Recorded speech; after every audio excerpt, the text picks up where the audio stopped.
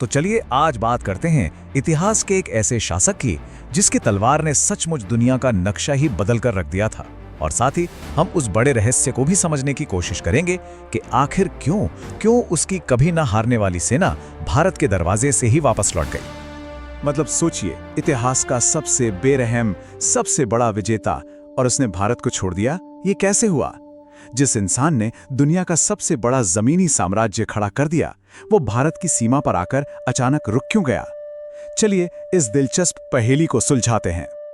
देखिए, उसके इस एक फैसले को समझने के लिए ना हमें सबसे पहले उस इंसान को समझना होगा।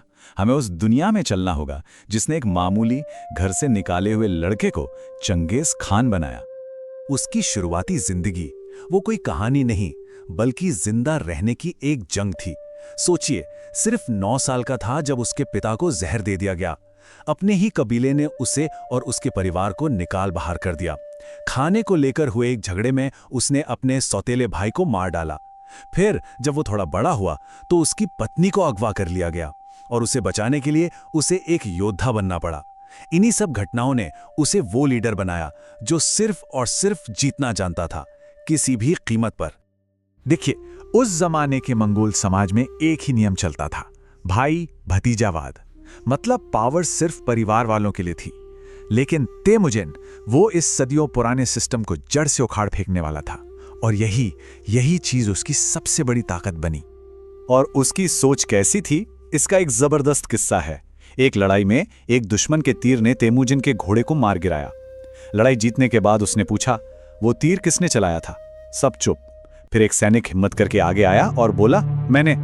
तेमुजिन उसकी बहादुरी और हुनर से इतना इंप्रेस हुआ कि उसने उसे सजा देने के बजाय अपनी सेना में शामिल कर लिया और उसे नाम दिया ज़ेबे, यानी तीर। सोचिए, जिस आदमी ने उसे लगभग मार ही डाला था, उसे उसने अपना सबसे भरोसेमंद कमांडर बना लिया। यही तो उसकी जीनियस थी। काबिलियत दुश्मनी से बड़ी थी। और फिर आया साल 1206, एक ऐतिहासिक पल। सारे मंगोल कबीले एक जगह इकट्ठा हुए, एक बड़ी सभा में, जिसे कुरुलताई कहते हैं। और वहीं पर तेमुजिन को आधिकारिक तौर पर एक नया नाम, एक नई पहचान मिली, चंगेज खान। इसका मतलब था समुद्रों का शासक। बस इसी पल से एक बिखरा हुआ कबीला एक राष्ट्र बन गया और दुनिया की तकदीर हमेशा के लिए बदलने वाली थी। तो अब एक खान बन चुका था, एक राष्ट्र बन चुका था। अब देखते हैं कि सेंट्रल एशिया के मैदानों से उठा ये तूफान दुनिया पर कैसे कहर बनकर टूटा।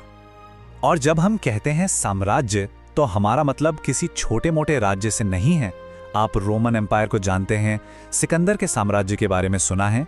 ये सब चंगेज खान के साम्राज्य के सामने कुछ भी नहीं थे। उसने इतिहास में किसी भी एक इंसान से ज्यादा जमीन जीती थी। ये स्केल ही अपने आप में दिमाग घुमा देने वाला है। लेकिन इस तूफान को असली हवा दी ख्वारिज़्म साम्राज्य के शाह की एक बेवकूफ़ी ने। चंगेज खान ने अपने कुछ व्यापारियों को भेजा तो वहां के गवर्नर ने उन्हें जासूस बताकर मरवा दिया। खान ने फिर भी सब्र रखा, अपने दूत भेजे न्याय मांगने के लिए, लेकिन शाह ने उन दूतों को भी मरवा दिया। और ये एक ऐसी गलती थी जिसकी कीमत पूरी दुनिया को चुकानी पड़ी। यहीं से शुरू हुई इतिहास की सबसे खूनी जंग। और खान का जवाब वो सिर्फ एक हमला नहीं था, वो एक कयामत थी। उसने शहर के शहर तबाह कर दिए, आबादी की आबादी मिटा दी। कहते हैं बुखारा शहर में उसने ऐलान किया था, मैं खुदा का भेजा हुआ अजाब हूं। अगर तुमने बड़े गुनाह न किए होते तो खुदा मुझ जैसा अजाब तुम पर ना भेजता। और ये सिर्फ बातें नहीं थीं। एक अनुमान के मुताबिक मंगोल हमलों में लगभग 4 करोड़ लोग मारे गए थे। 4 करोड़! ये तबाही इतनी बड़ी थी कि इसका खौफ सदियों तक महाद्वीपों में गूंजता रहा। पर हैरानी की बात यह है कि इस तबाही के बीच वो एक शानदार एडमिनिस्ट्रेटर भी था। उसने याम नाम का एक कम्युनिकेशन नेटवर्क बनाया। समझिए उस जमाने का इंटरनेट। ये एक सुपर एफिशिएंट पोस्टल सर्विस थी जिसमें घुड़सवार रिले रेस की तरह संदेश पहुंचाते थे। एक राइडर एक दिन में 300 किलोमीटर तक का सफर तय कर सकता था। ये सिस्टम अपने वक्त से सदियों आगे था। और यही खूनी अभियान चंगेज खान और उसकी अनस्टॉपेबल फौज को इतिहास के एक बहुत बड़े चौराहे पर ले आया। और वो चौराहा था भारत की दहलीज। तो अब खान का सिर्फ एक ही टारगेट था, शहजादा जलालुद्दीन। ये ख्वारिज़्म साम्राज्य का आखिरी वारिस था जो भाग रहा था।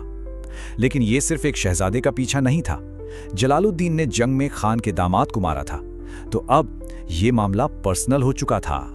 तो 1221 में आज के अफगानिस्तान के पार महीनों तक पीछा करने के बाद आखिरकार मंगोल सेना ने जलालुद्दीन को सिंधु नदी के किनारे घेर ही लिया। सोचिए वो सीन, एक तरफ चंगेज खान की लाखों की फौज और दूसरी तरफ उफान मारती सिंधु नदी। जलालुद्दीन के लिए भागने का कोई रास्ता नहीं था और नदी के ठीक उस पार था हिंदुस्तान। और जब लगा कि खेल खत्म, तो जलालुद्दीन ने वो किया जिसकी किसी को उम्मीद नहीं थी। उसने हार मानने के बजाय अपना घोड़ा सीधा उफनती हुई सिंधु नदी में कुदा दिया। ये एक तरह से मौत को दावत देना था, लेकिन वो चमत्कारिक रूप से बच गया और नदी पार करके भारत की धरती पर पहुंच गया। और यहीं पे इतिहास का सबसे बड़ा सवाल खड़ा होता है। दुश्मन नदी के उस पार था, हिंदुस्तान नदी के उस पार था, तो दुनिया के सबसे बड़े विजेता चंगेज खान ने नदी पार क्यों नहीं की? वो वहीं क्यों रुक गया? इसका पहला कारण मिलिट्री नहीं बल्कि डिप्लोमेसी था। दिल्ली के सुल्तान इल्तुतमिश बहुत होशियार थे। जब जलालुद्दीन ने उनसे पनाह मांगी तो उन्होंने साफ मना कर दिया। ये चंगेज खान के लिए एक सीधा मैसेज था, हमारी आपसे कोई दुश्मनी नहीं है। इस एक चाल ने खान को हमला करने की कोई वजह ही नहीं दी। दूसरा कारण था एक ऐसा दुश्मन जिससे लड़ना नामुमकिन था, भारत का मौसम। मंगोल फौजी और उनके घोड़े वो सेंट्रल एशिया के ठंडे सूखे मैदानों में पले बढ़े थे। भारत की जानलेवा गर्मी और उमस उनके लिए किसी जहर से कम नहीं थी। और आखिरी और सबसे जरूरी कारण था प्योर स्ट्रैटेजी। चंगेज खान अब 60 साल का हो चुका था। उसका साम्राज्य इतना बड़ा था कि जगह जगह विद्रोह की खबरें आ रही थीं। अब उसका फोकस नई जमीनें जीतने से ज्यादा जो जीता है उसे संभालने पर था। एक अनजाने देश में बिना तैयारी के जंग छेड़ना ये एक ऐसा रिस्क था जिसे वो लेना नहीं चाहता था। और बस इन्हीं वजहों से दुनिया का सबसे बड़ा विजेता वापस मुड़ गया। उसने दुनिया का नक्शा तो बदल दिया, लेकिन वो अपने पीछे एक ऐसा रहस्य छोड़ गया जो आज भी कायम है। वो इतिहास का एक भूत बनकर रह गया। और ये बात सचमुच हैरान करती है। मतलब एक तरफ उसकी विरासत है, इतिहास का सबसे बड़ा जमीनी साम्राज्य, और दूसरी तरफ है उसका रहस्य। आज तक कोई नहीं जानता कि वो दिखता कैसा था। उसकी कोई तस्वीर नहीं, कोई मूर्ति नहीं, और तो और उसकी कब्र कहाँ है ये भी कोई नहीं जानता।